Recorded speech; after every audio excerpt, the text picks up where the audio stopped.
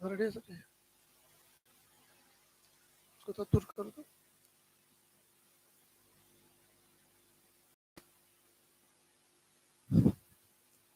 Hello friends, सब ready हैं?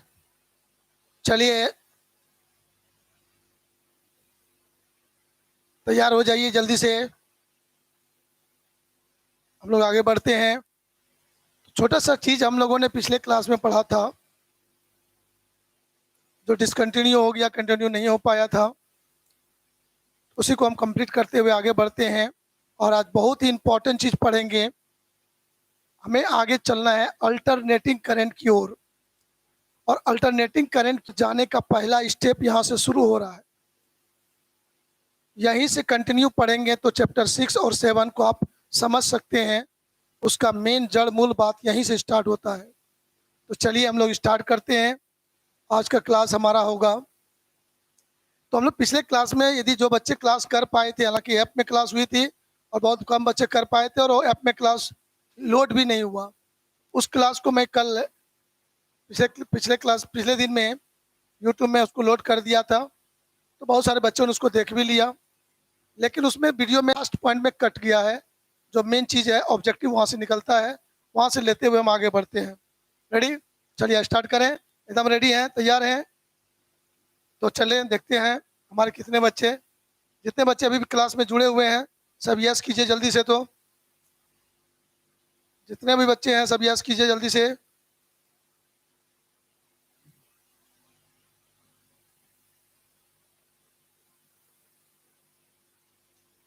आपको मैं व्हाट्सएप में भेज दिया हूँ लिंक यूट्यूब में, लेकिन पता नहीं, हमको लगता है कि पूरा दुनिया में बच्चा लोग व्हाट्सएप देखता भी है कि नहीं। यदि देखता तो अभी क्लास में जुड़ा रहता सभी बच्चा, इसीलिए मूड करता है कभी कभी क्लास नहीं दें, इसीलिए यूट्यूब से हट के हम ऐप में चले जा रहे थे, क्योंकि बच्चे को दिखते नहीं है, दिखाई नहीं पड़ रहा है कि वो कितना एक्टिव है। इतना इंपॉर्टेंट क्लास हो रही है, जहाँ भी हो, जिस भी जगह हो, वो बच्चे क्लास को कर सकते हैं, लेकिन जब देखते हैं क्लास नहीं करता है तो क्लास देने का मूड भी नहीं करता है। दुनिया में कोई भी कोना में बच्चे अभी होंगे, तो कोई टेस्ट एग्जाम अभी नहीं हो रहा होगा रात में, जो भी हुआ होगा दोपहर में होके ख़त्म हो गया होगा, तो उनको एक्टिव होके देखना चाहिए। व्हाट्सएप में मैसेज भी कर देते हैं जानबूझ के कि उसको देखेगा तो कम से कम एक्टिव होके जुड़ेगा, लेकिन भूख एकदम नहीं है। बिना पढ़े लिखे पूरा नंबर आ जाए 90% एकदम बच्चा गदगद, लेकिन कैसा अभी ऐसा कभी कभी हुआ नहीं है, ना कभी होगा। आपको मेहनत करना ही होगा। तो हम लोगों ने पढ़ा था मैग्नेटिक फ्लक्स। क्या पढ़ा था? Magnetic flux. क्या पढ़ा था? मैग्नेटिक फ्लक्स पिछले क्लास में पढ़ा था। उसी पॉइंट को लेते हुए हम आगे बढ़ना शुरू करते हैं।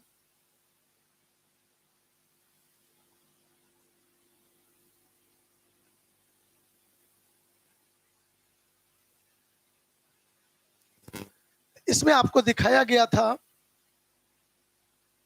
किसी भी सतह में, मेरे सामने बैठा हुआ यूट्यूब बोल रहे हैं बार बार, तब बच्चा कहता है कि यूट्यूब में पढ़ाई हो रहा है। तो आप लोग अभी घर द्वार में होंगे तो आप लोग को क्या पता है। चलिए, ये तो अन्याय वाला बात है।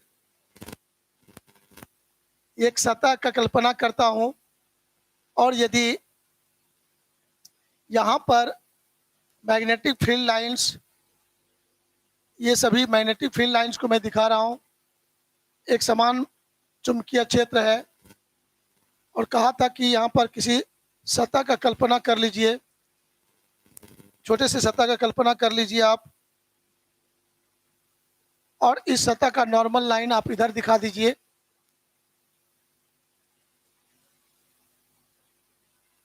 तो मैग्नेटिक फील्ड ये है, अभी इस दिशा में एरिया वेक्टर हो जाएगा, वेक्टर डी ए। तो यहाँ पर इसके बीच कुछ एंगल बनता है थीटा। तो इस स्मॉल सरफेस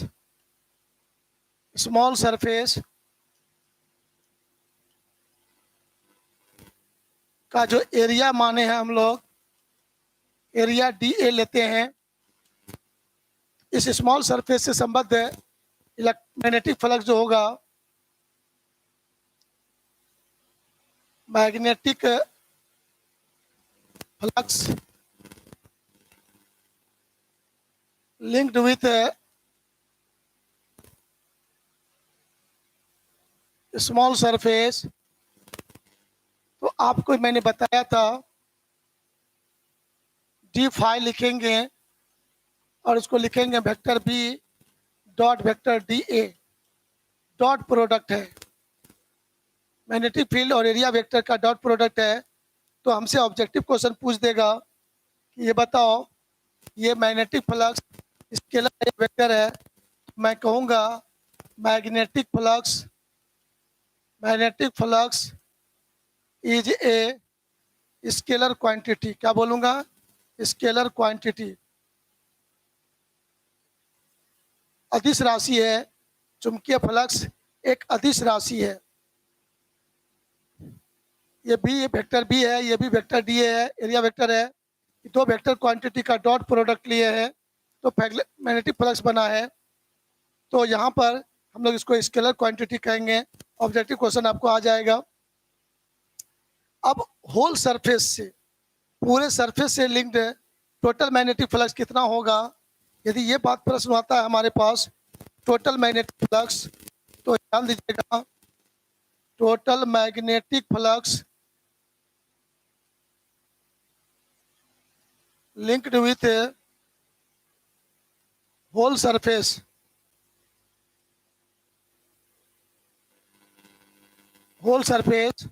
संपूर्ण सतह से संबद्ध। शुद्ध हिंदी में इसको लिखेंगे संपूर्ण सतह से संबद्ध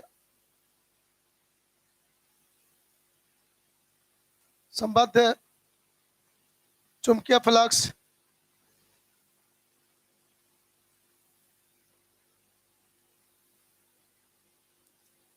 फ्लक्स आपका हो जाएगा phi equal to integration of vector B dot vector d ए।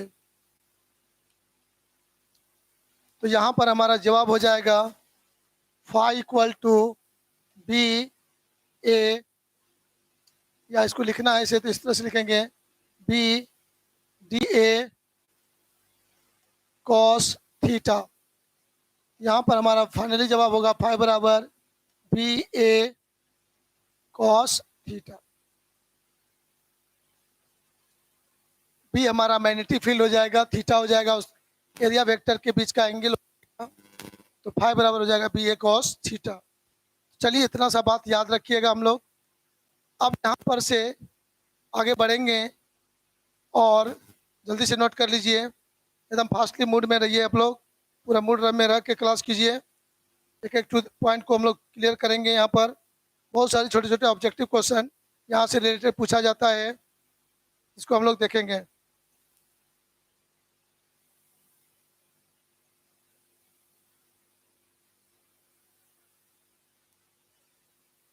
चलिए सिकंदर कुमार, बहुत अच्छा आपने लिखने का कोशिश किया है, जवाब देने का कोशिश किया है। मतलब पिछला क्लास को आपने ईमानदारी से देखा है, इसका मतलब यही है।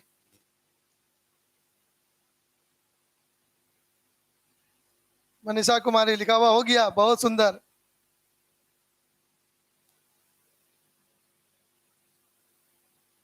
हाँ, मेरे सामने जो बैठा हुआ है कहता हाँ सर स्क्रीनशॉट लेने में कितना लगेगा।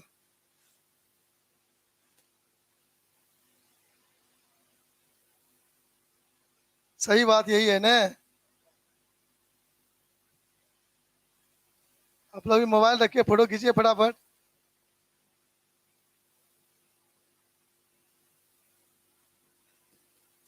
हमारे सामने बैठे हुए कुछ बच्चा कहता है जो स्क्रीनशॉट लेता है उसका मोबाइले में रह जाता है।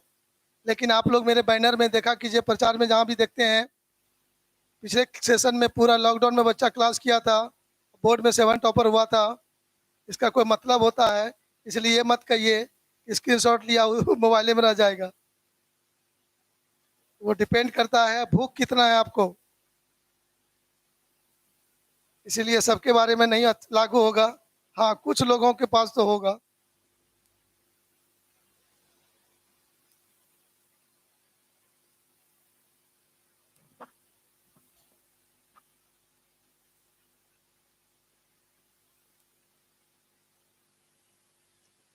चलिए टॉपिक को चेंज करता हूं।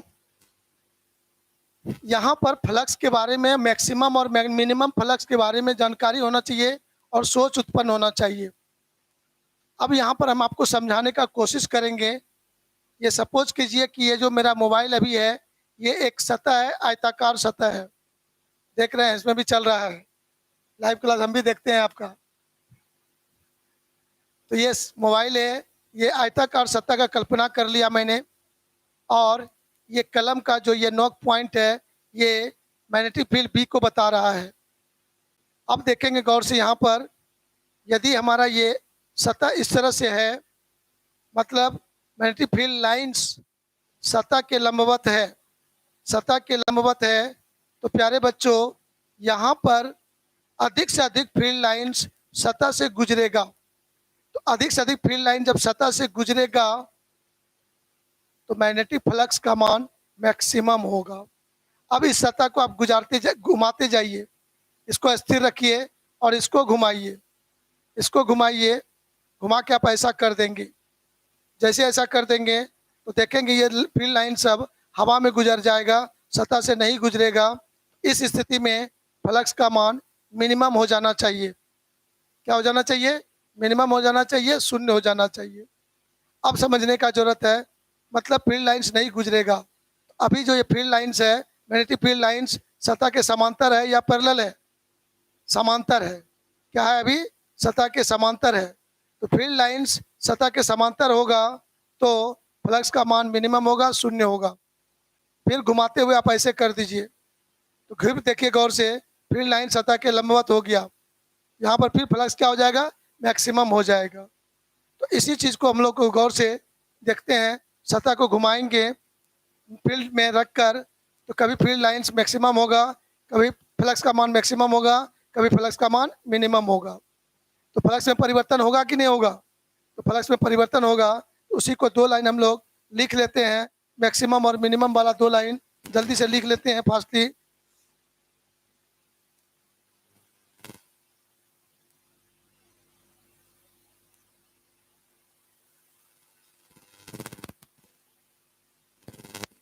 नंबर 1 में हम लोग कहेंगे, इफ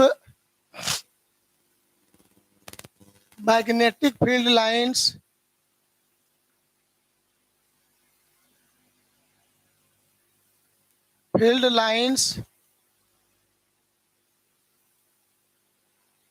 is parallel to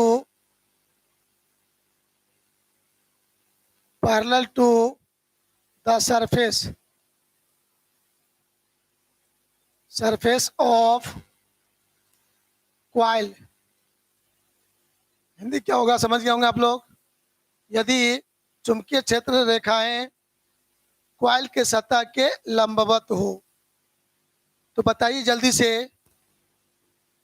और पैरेलल लिखे हैं, ठीक है। पैरेलल हो, समांतर हो, तो क्या होगा? तो बताओ जल्दी से। थीटा का मान यहाँ पर हमारा मन करता है 0 डिग्री लें या 90 डिग्री लें। जल्दी जवाब दीजिए तो आप लोग, 0 या 90, जल्दी बताइए। आप लोग चैट करके आंसर बताइए। यहाँ पर जब पैरेलल है तो थीटा का मान 0 लेंगे या 90 लेंगे?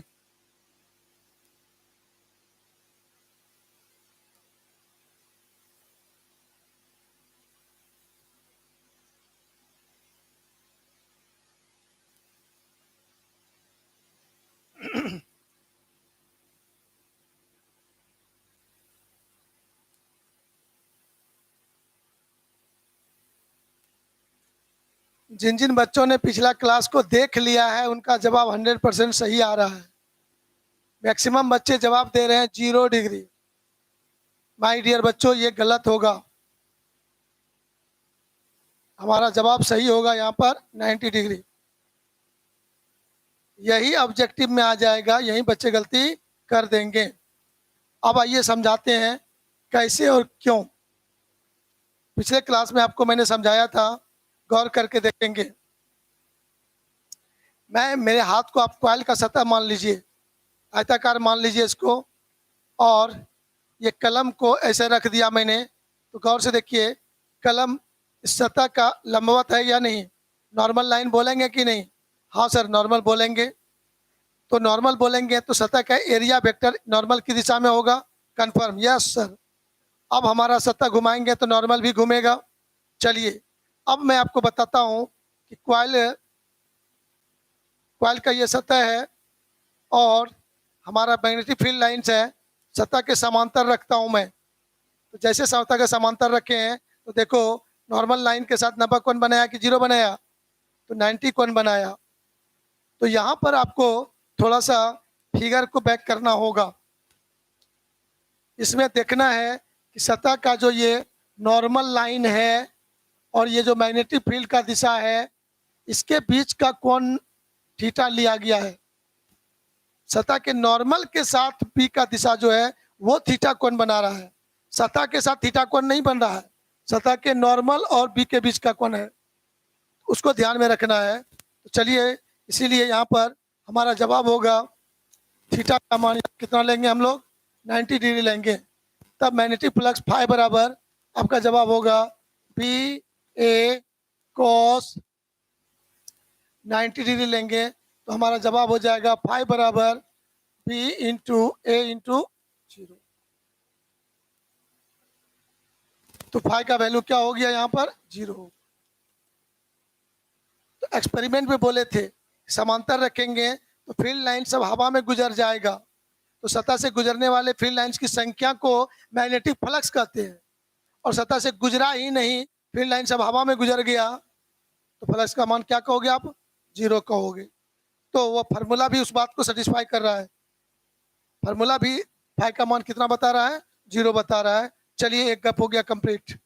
ऑब्जेक्टिव में याद रखिएगा नंबर 2 में कह रहा है कि if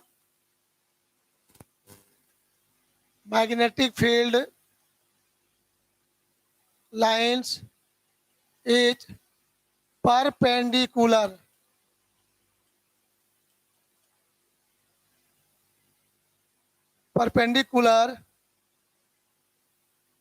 to the surface of coil। My dear बच्चों, इसको हिंदी में क्या कहेंगे हम लोग, सबको पता है हिंदी में इसको क्या बोलेंगे। यदि चुंबकीय क्षेत्र रेखाएं कॉइल के सतह के लंबवत हो, तो लंबवत हो, जल्दी देखिए गौर से, यहाँ पर ऐसे रखेंगे, कॉइल के सतह के लंबवत है, तो लंबवत है तो अधिक से अधिक फील्ड लाइन सतह से गुजरेगा, फ्लक्स का मान मैक्सिमम होना चाहिए। तो गौर से देखिए यहाँ पर रखेंगे, तो गौर से देखिए लाइन को आगे बढ़ाइएगा तो नॉर्मल के साथ पैरेलल हुआ कि नहीं हुआ, नॉर्मल के साथ समांतर हो गया, थीटा का मान कितना होगा, 0 होगा। तो यहाँ पर इस केस में यहाँ पर पेंडिकुलर लिखा हुआ है, बच्चा लोग 90 समझ लेगा, नहीं, यहाँ पर आपको थीटा कितना होगा, 0 डिग्री होगा। और ऐसे केस में फ्लक्स फाई बराबर होगा बी ए कॉस 0 डिग्री, तो फाई बराबर हो जाएगा बी इंटू ए, बी इंटू ए, ये आपका हो गया कांस्टेंट वैल्यू हो गया और ये मैक्सिमम वैल्यू हो गया, इससे ज़्यादा होने का चांस नहीं होगा। तो याद रखिएगा ऑब्जेक्टिव के रूप में सब पूछ देता है आपको, तो वहाँ पर आपसे गलती नहीं होगा। हमें पूर्ण विश्वास है, आस्था है, भरोसा है आपके सोच पर। अब बाकी आप विश्वास में आप टंगनी लगा दीजिए तो आपके ऊपर डिपेंड कर देगा।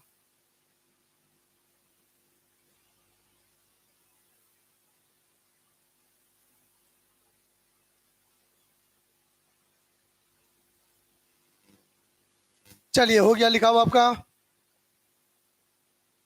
बहुत छोटा सा लाइन है, बहुत बड़ा लाइन नहीं है। हम आगे बढ़ जाते हैं।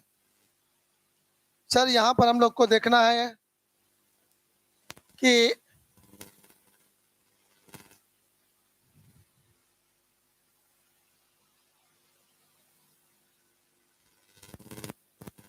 मैग्नेटिक फ्लक्स का SI यूनिट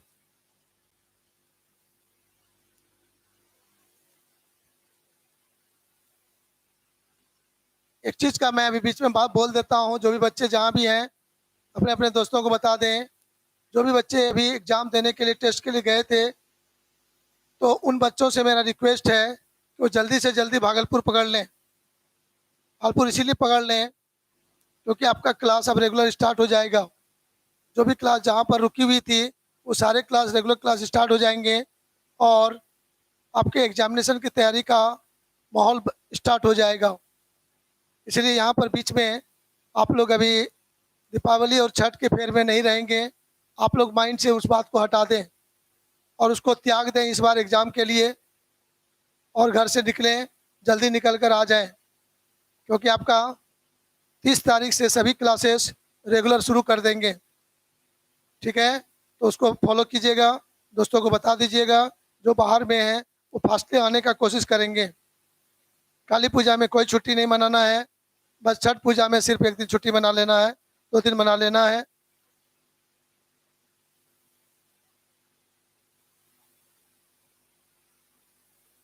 तो मैग्नेटिक प्लस का ऐसा यूनिट आपसे पूछा जाएगा। तो आपको पिछले क्लास में बताए थे, लेकिन जो वीडियो पिछले दिन दिए हैं उससे वो क्लास कट गया था। आइए उसको हम लोग सुन लेते हैं गौर से। जो बच्चे लेट से आए हैं देख लीजिएगा। तो फाइव बराबर आपने देखा बी इंटू ए इंटू कॉस थीटा।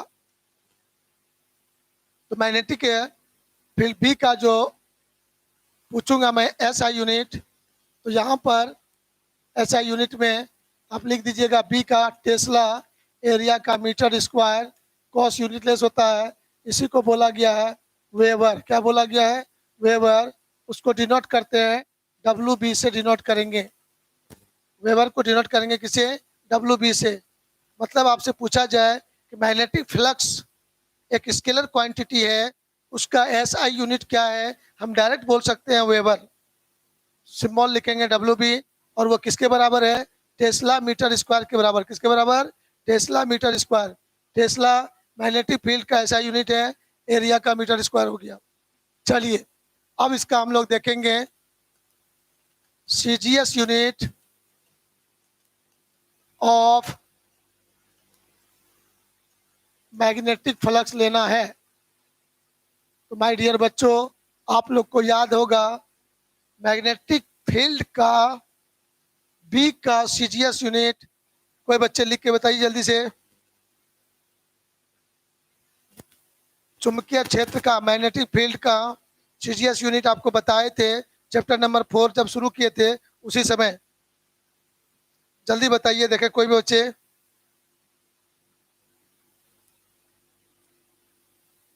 चलिए very good Manisha Kumari, Gauss, very good, correct answer. गलत जवाब दिया जी बाबू केदार मुंशिन अंसारी। तुमने फ्लक्स का आंसर दे दिया, फ्लक्स नहीं पूछे हम अभी, हम पूछे थे बी का, पूछे थे बी का। तो बी का हो जाएगा तुम्हारा गॉस। गॉस और एरिया का हो जाएगा centimetre square. Gauss centimetre square, उसी को बोला माना गया है मैक्सवेल।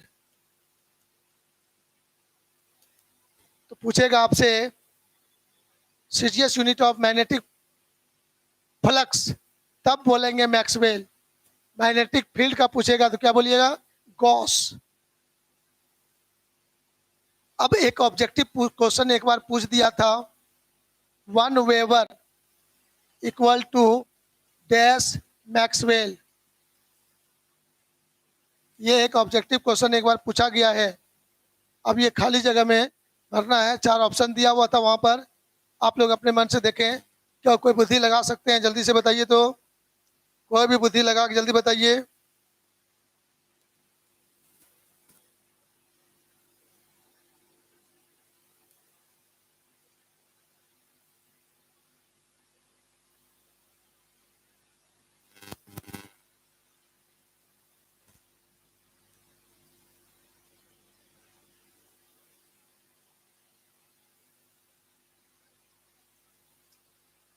तो मैक्सवेल कब आएगा? जब आएगा गॉस सेंटीमीटर स्क्वायर आएगा तब।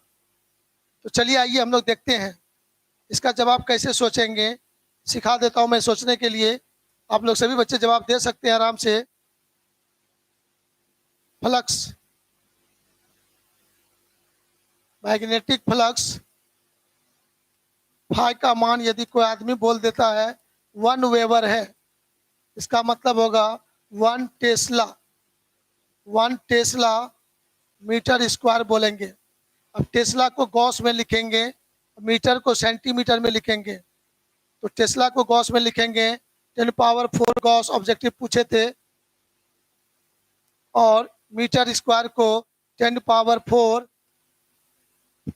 4 सेंटीमीटर स्क्वायर हो जाएगा। तो आप इसको सॉल्व करिएगा तो आपका जवाब यहाँ पर आ जाएगा 10⁸ Gauss centimetre square. Gauss centimetre square को कहिएगा 10⁸ मैक्सवेल। जल्दी देख लीजिए, आपका आंसर हो गया। ऑब्जेक्टिव में ये क्वेश्चन आपको याद रखना है, ऑब्जेक्टिव में पूछा गया है। 1 वेबर बराबर डैश मैक्सवेल, इसका जवाब आपको देना है इस तरह से।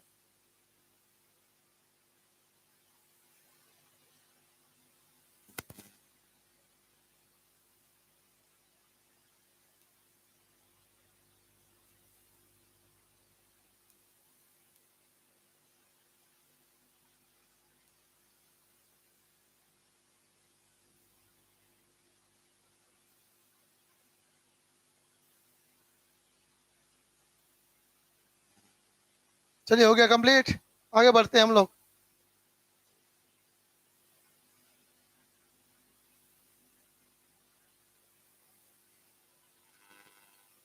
यहाँ पर क्या भरिएगा, फिल इन द ब्लैंक्स। 10⁸। अब एक बार क्या पूछा था, इसे पूछ दिया था, गौर से देखिएगा। 1 मैक्सवेल उल्टा करके एक बार पूछ दिया था, बच्चे वहां भी गलती कर दिए थे। 1 मैक्सवेल बराबर डैश वेबर, ऐसा पूछ देगा तो क्या जवाब बोलिएगा। यहाँ पर हमारा हो जाएगा 10⁻⁻8। तो हमें दोनों याद रखिएगा, तो कन्फ्यूजन में फंस जाइएगा। हमको ये याद रखना है, उल्टा के पूछेगा तो उधर हो जाएगा 10⁻⁻8। दोनों याद रखने के लिए ही कन्फ्यूजन होता है। आपको सिर्फ इसको याद रखना है, इसको दिमाग से हटा देना है। उल्टा के पूछेगा आप उसको कर लीजिएगा, इस पार लाइएगा, -8 हो जाएगा 10⁻⁻8। ठीक है, ऐसे याद रखिए, तभी कभी गलती नहीं होगा। दोनों याद रखने के चक्कर में गलती हो जाता है।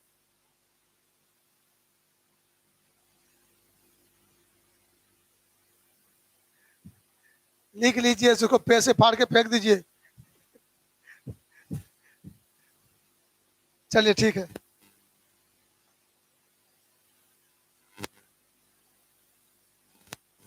एक बार ऑब्जेक्टिव क्वेश्चन आया है, dimension of magnetic flux.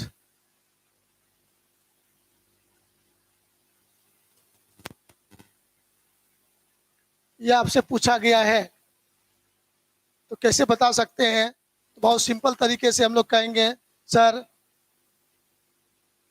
Phi का जो यूनिट है, फार्मूला है BA cos थीटा। तो फाई का डायमेंशन लेना है, तो B का डायमेंशन बताइए जल्दी से। ml0 t-2 i-1। एरिया का हो जाएगा L2 बोलिए स्क्वायर ने, ये हो जाएगा ml2 t-2 i-1। चलिए, बहुत सिंपल बात है, ऑब्जेक्टिव में आया हुआ क्वेश्चन है, इसीलिए मैं डिस्कस कर रहा हूँ। तो मान लीजिए यहाँ पर एक ऑब्जेक्टिव तैयार हो गया आपका।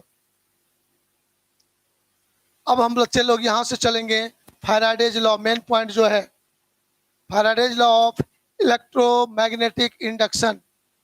अब हमें क्या पढ़ना है, Faraday's law of electromagnetic induction.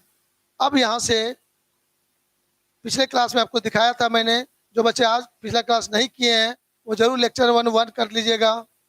1 के बाद जो कंप्लीट अधूरा छूट गया था उसको मैंने सब कंप्लीट कर दिया।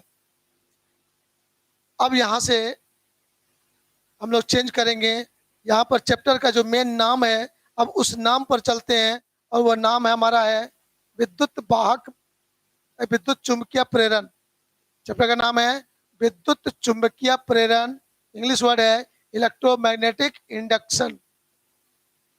पिछले क्लास में आप यदि लाइव क्लास नहीं देखे हैं तो देख लीजिएगा, उसमें EMF को बताए थे, विद्युत वाहक बल के प्रति सोच बताए थे। विद्युत वाहक बल इस पूरे चैप्टर में अभी से लेके चैप्टर नंबर 7 जब तक खत्म नहीं होगा, प्रत्येक दिन विद्युत वाहक बल बार बार चर्चा होगा, उसके बिना कोई थ्योरी नहीं होगा। तो बस सोचने आएगा तो आगे का थ्योरी मजा आएगा। तो इलेक्ट्रोमोटिव फोर्स, शॉर्ट में बोलते हैं उसको ईएमएफ, हिंदी हुआ विद्युत वाहक बल। तो विद्युत वाहक बल किसी सेल में कहते थे तो वहां केमिकल एनर्जी के कारण हो रहा है, लेकिन जब किसी मैग्नेटिक फील्ड में, मतलब इस हॉल में मान लीजिए मैग्नेटिक फील्ड है, एक दीवार हमारा नॉर्थ पोल है, एक दीवार हमारा साउथ पोल है, दोनों पैरेलल है, तो दोनों के बीच में मैग्नेटिक फील्ड बनेगा, यूनिफॉर्म मैग्नेटिक फील्ड बनेगा। अब उसमें कोई क्वाइल है, यही मेरा मान लीजिए क्वाइल है, इस क्वाइल को हम घुमाएंगे, अभी तुरंत देखा आपने, घुमाएंगे तो यहीं थीटा बदलेगा कि नहीं, घुमाने से थीटा बदलता है, और जैसे थीटा बदलेगा तो फ्लक्स में चेंज होगा कि नहीं होगा। तो फैराडे साहब ने अपने एक्सपेरिमेंट में देखा था कि जैसे फ्लक्स में चेंज करते होता है, क्वाइल को घुमाते हैं मैग्नेटिक फील्ड में, तो उससे जुड़े हुए क्वाइल से जुड़े हुए वायर में करंट फ्लो होने लगता है। इसका मतलब बैटरी से भी तार जोड़ते हैं, बल्ब जोड़ते हैं, तो बल्ब में लाइट आ जाता है, बल्ब के में से करंट फ्लो होने लगता है। तो यहाँ भी देखा क्वाइल को रखकर जब मैग्नेटिक फील्ड में घुमाते हैं तो वहाँ भी देखा कि बल्ब लाइट देने लगा, मतलब वहाँ करंट फ्लो होने लगा। तब उन्होंने निष्कर्ष निकाला कि किसी भी मैग्नेटिक फील्ड में जब क्वाइल को मैं रोटेट करता हूँ, क्वाइल को घुमाता हूँ, तो उस क्वाइल से संबद्ध फ्लक्स में परिवर्तन में होने के कारण उस क्वाइल में ईएमएफ इंड्यूस्ड होता है, विद्युत वाहक बल प्रेरित होता है। इसी घटना को विद्युत चुंबकीय प्रेरण कहते हैं, इलेक्ट्रोमैग्नेटिक इंडक्शन कहते हैं। तो फैराडे साहब ने यहाँ पर अपने नियम में बताया है कि जब तक फ्लक्स में परिवर्तन होता रहेगा तब तक उसमें ईएमएफ इंड्यूस्ड होगा, फ्लक्स में परिवर्तन रुक जाएगा, ईएमएफ उत्पन्न नहीं होगा और करंट फ्लो भी नहीं होगा।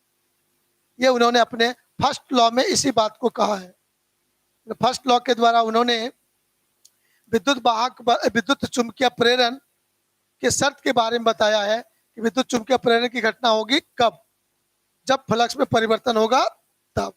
सुन पाया आपने?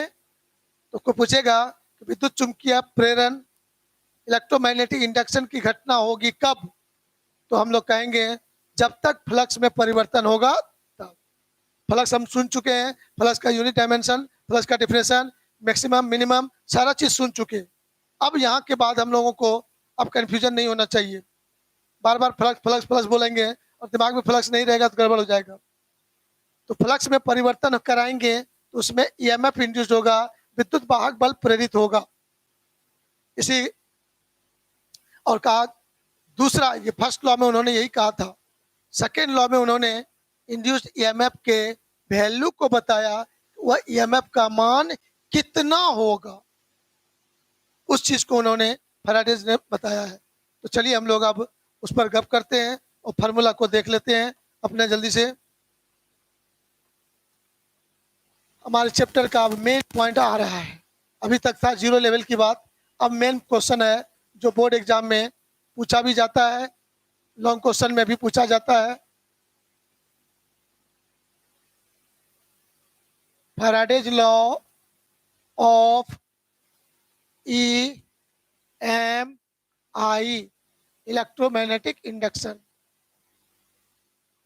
विद्युत चुंबकीय प्रेरण के लिए फैराडे का नियम क्या है? विद्युत चुंबकीय प्रेरण के लिए फैराडे का नियम,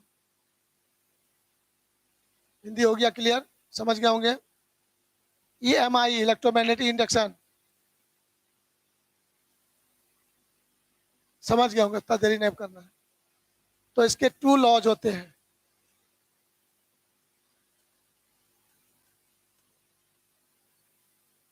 फर्स्ट में उन्होंने क्या कहा है, आइए जरा सा उसको समझते हैं। फर्स्ट में उन्होंने कहा, फिर से रिपीट कर देते हैं फाइनली, सुनिएगा गौर से, आपके पास ऑलरेडी नोट्स है, देख लीजिएगा, लिख लीजिएगा, यहाँ पर समझिए। फर्स्ट लॉ में कहा, जब किसी क्वाइल से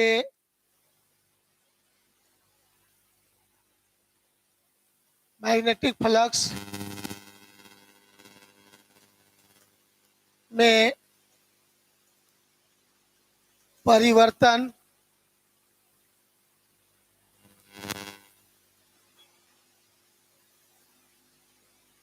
कॉइल से संबद्ध, मैग्नेटिक फ्लक्स में परिवर्तन होता है तो उस कॉइल में विद्युत वाहक बल ईएमएफ, फुल नेम हो गया इलेक्ट्रोमोटिव फोर्स, इलेक्ट्रोमोटिव फोर्स प्रेरित होता है, प्रेरित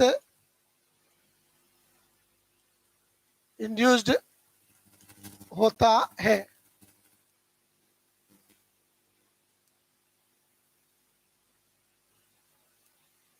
जब तक ये परिवर्तन होगा तब तक इंड्यूस रहेगा, परिवर्तन होना बंद हो जाएगा, ईएमएफ इंड्यूस नहीं होगा। दूसरा बात कह रहा है उन्होंने,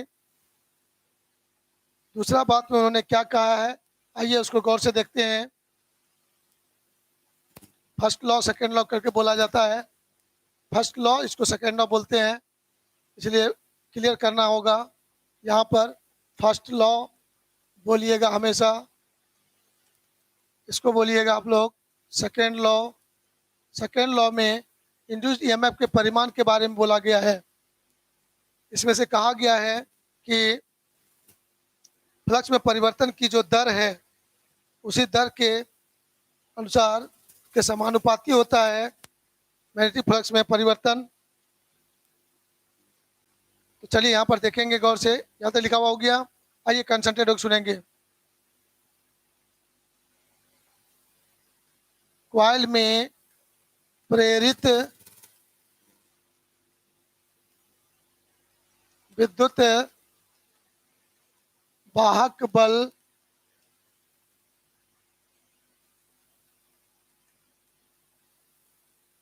इंड्यूस्ड ईएमएफ का मान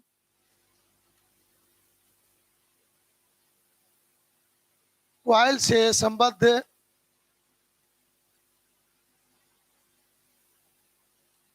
मैग्नेटिक फ्लक्स में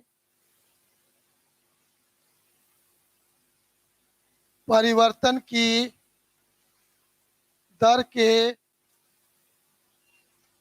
समानुपाती होता है।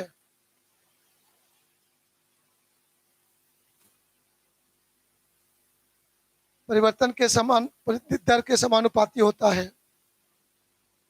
अब आइए यहाँ पर परिवर्तन की दर को जरा हम लोग समझें और तब यहाँ से फार्मूला को देखेंगे।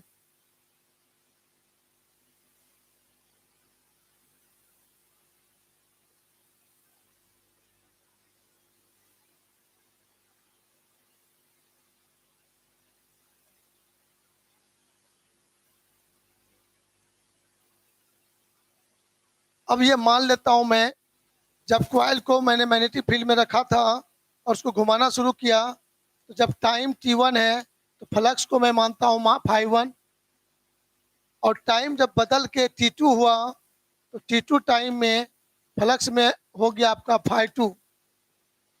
तो टाइम इंटरवल जो हो जाएगा,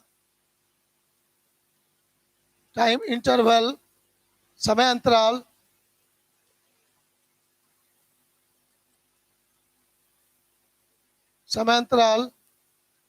t2 माइनस t1 को हम लोग t2 को डेल्टा t कहेंगे। और चेंज इन फ्लक्स यदि पूछेंगे आपसे, चेंज इन फ्लक्स पूछेंगे, फ्लक्स में परिवर्तन, तो आप कहोगे φ2 माइनस φ1 इक्वल टू डेल्टा φ बोलेंगे। अब आप देखिएगा, सर ये बोल सकते हैं कि डेल्टा t टाइम इंटरवल में फ्लक्स में जो परिवर्तन होगा डेल्टा φ होगा। डेल्टा टी टाइम इंटरवल में फ्लक्स में परिवर्तन क्या होगा, डेल्टा फाई होगा। तो यूनिट टाइम इंटरवल में फ्लक्स में परिवर्तन हो जाएगा delta phi by delta T. इसी को कहेंगे फ्लक्स में परिवर्तन की दर। अब यहाँ पर कहेंगे इफ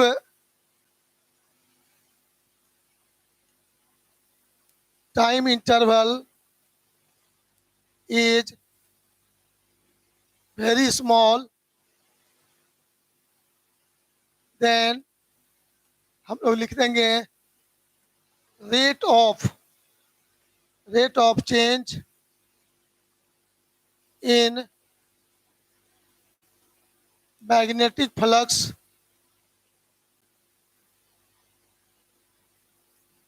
चुंबकीय फ्लक्स, ध्यान से देखिएगा, चुंबकीय फ्लक्स में परिवर्तन की दर यदि बोला जाए तो आपको बोलना होगा यहाँ पर limit theta tends to 0 delta phi by delta T. तो ये आपका हो जाएगा, यहाँ पर हो जाएगा D phi by D T, D phi by D T हो जाएगा। तो फ्लक्स में परिवर्तन हो जाएगा D phi by D T बोलेंगे आप यहाँ पर। इसी के बारे में बोला गया, फ्लक्स में परिवर्तन की दर आपको देखना है। आगे इस पर चर्चा बहुत लंबा चौड़ा होने वाला है, अभी यहाँ पर शॉर्टकट में मैं आपको चल रहा हूँ। तो अब देखिएगा, कभी ऐसा होगा कि ये फ्लक्स इंक्रीजिंग ऑर्डर में भी होगा और ये हो सकता है फ्लक्स डिक्रीजिंग ऑर्डर में भी होगा। क्योंकि जब आप कॉइल घुमाएंगे, अभी फ्लक्स का मान मैक्सिमम है, घुमा के ऐसे लाएंगे तो मिनिमम, फिर घुमा के ऐसे हो जाएगा तो मैक्सिमम। तो मैक्सिमम से कभी जीरो की ओर जाएगा और जीरो से कभी मैक्सिमम की ओर जाएगा। एक पूरा चक्कर करने में फ्लक्स डिक्रीजिंग ऑर्डर में भी होगा और इंक्रीजिंग ऑर्डर में भी होगा। इस बात को देखेंगे, इस पर बहुत लंबा चौड़ा डिस्कस होगा, लेकिन अभी प्रेजेंट में हमको फाइनली डायरेक्ट फार्मूला लेना है। तो अब इस सेंटेंस को जल्दी से देख लीजिए, ये सेंटेंस आपको क्या कह रहा है। तो प्रेरित विद्युत वाहक बल ईएमएफ, ईएमएफ का जो मान है कॉइल से संबद्ध मैग्नेटिक फ्लक्स में परिवर्तन की दर के समानुपाती होता है, डायरेक्टली प्रोपोर्शनल होता है। Induced EMF in the coil is directly proportional to the rate of change in magnetic flux linked with that coil। तो फ्लक्स के प्रोपोर्शनल होते हैं। तो यहाँ से मैं इसको थोड़ा सा या पेज ही चेंज करता हूँ, बाद में लिख लीजिएगा। तो यहाँ पर अब सेकेंड लॉ जो कहता है वो कहता है, फाइनली सेकेंड लॉ को अब मैं सिंबल में लिखता हूँ। इंड्यूस्ड ईएमएफ को हम लोग ई से डिनोट यदि कर दें, e proportional to d phi by D T, यही लाइन कहा है फैराडे साहब ने सेकेंड लॉ में। अब यहां पर देखेंगे ई इक्वल टू माइनस भी देता है K into D phi by D T, ये हुआ। अब कहता है कि एक फेरा के कारण इतना सोचा गया। अब यदि फेरों की संख्या n हो, कॉइल में तार के फेरों की संख्या नंबर ऑफ टर्न्स कितना हो, n हो, तो यहाँ पर इसको लिख सकेंगे E equal to minus K into N D phi by D T लिखेंगे। चेंज होता जाएगा, नंबर ऑफ टर्न्स n क्या हुआ, नंबर ऑफ टर्न्स फेरों की संख्या, फेरों की संख्या यदि हम लोग बड़ी n को बोलेंगे तो यहाँ से देखिएगा आपका हो जाएगा n D phi by D T. अब यहाँ से इस k का वैल्यू के बारे में देखा गया है। In S I unit value of k, value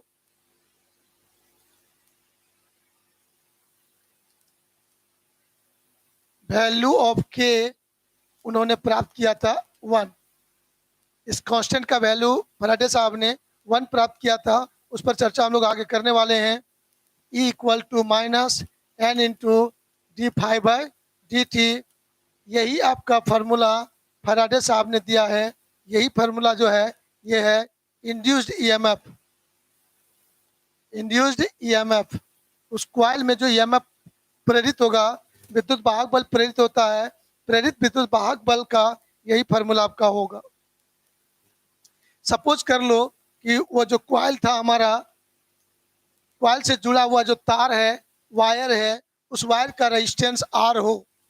ध्यान दीजिएगा गौर से, यहाँ पर इफ रेजिस्टेंस प्रतिरोध आर हो, तब करंट इक्वल टू हो जाएगा, करंट का आगे में लिखना होगा इंड्यूस्ड करंट। इंड्यूस्ड करंट यहाँ पर जब लिखेंगे तो आपको याद है आई बराबर टोटल ईएमएफ बाय रेजिस्टेंस, याद होगा। तो यहाँ पर हो जाएगा आपका minus N into D five by D T by R लिखेंगे। तो इसको हम लोग इस तरह से फैराडे साहब के अनुसार इंड्यूस्ड ईएमएफ और इंड्यूस्ड करंट को हम लोग कैलकुलेट कर सकते हैं। यही कंसेप्ट आपका डायनेमो में है, जनरेटर में है। डायनेमो में कॉइल को घुमाया जा रहा है और वहाँ पर फ्लक्स में चेंज होता है, कितना ईएमएफ होगा उसको निकाला जाता है और ईएमएफ निकाल कर रेजिस्टेंस से भाग दे देंगे, करंट का मान निकल जाता है। तो चलिए इस पर हम लोग डिस्कस करेंगे, करंट के डायरेक्शन पर और इसमें कुछ एक्स्ट्रा स्पेशल केस पर अगले क्लास में। तब तक के लिए बाय बाय।